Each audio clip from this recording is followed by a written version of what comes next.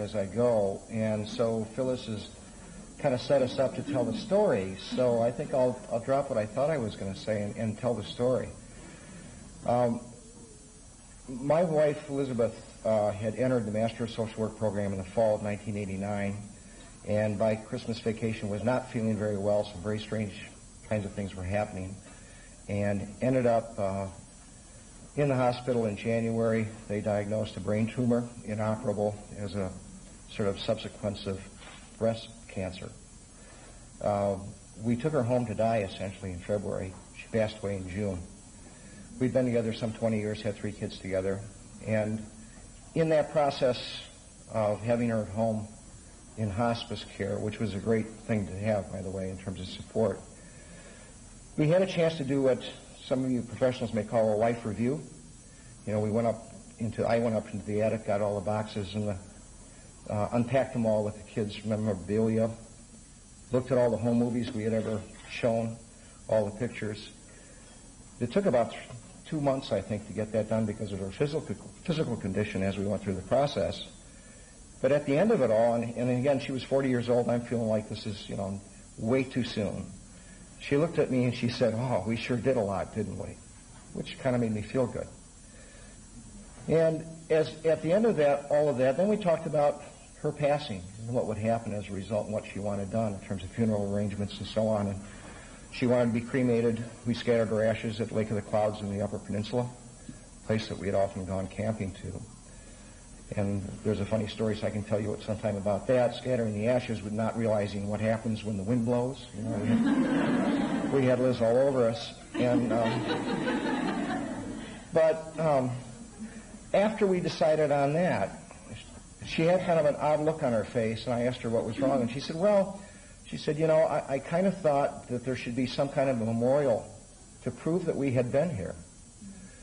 And I said, "Well, you know, with cremation you don't get that, but I will take some of the life insurance money and I'll talk to the School of Social Work about setting up a scholarship," having no idea what that meant or how I was going to do that.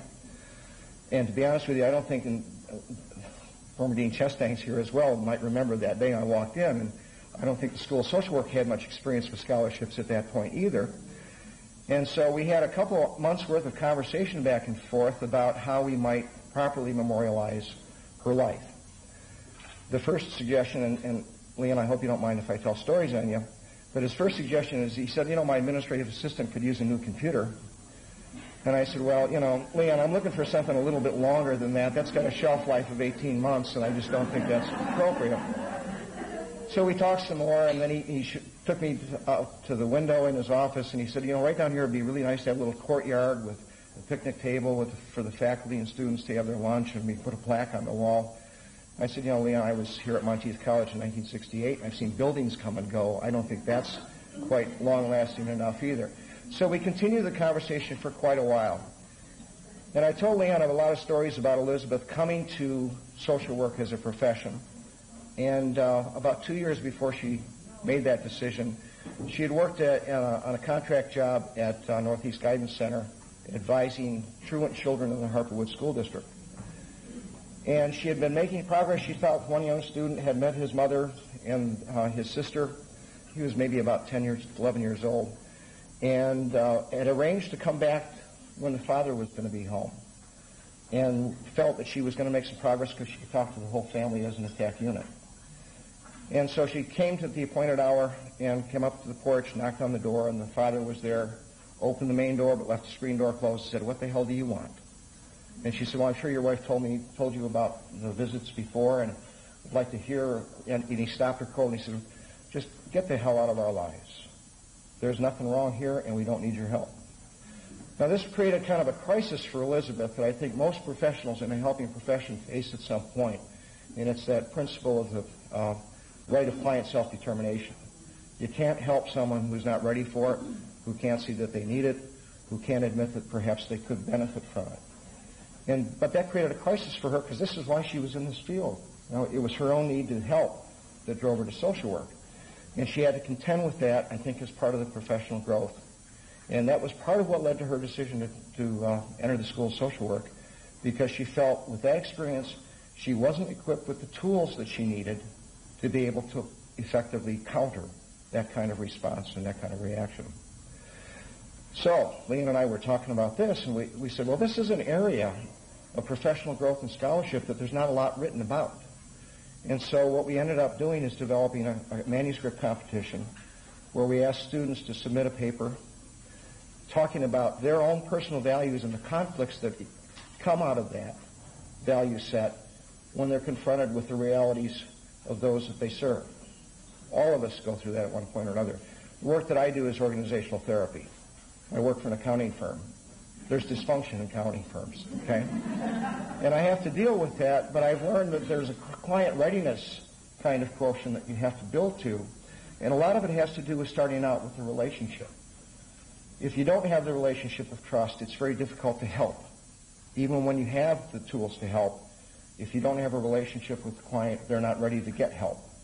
So that was something I've learned along the way. Had an opportunity to listen to Ed Schein this summer, and if anybody wants to look him up on the internet, he's a great organizational therapist himself. He's written a book on process consultation that has a lot to do with, I think, the practice of social work. But he had 3 things that he taught in this class. He said you've got to learn to think like an anthropologist.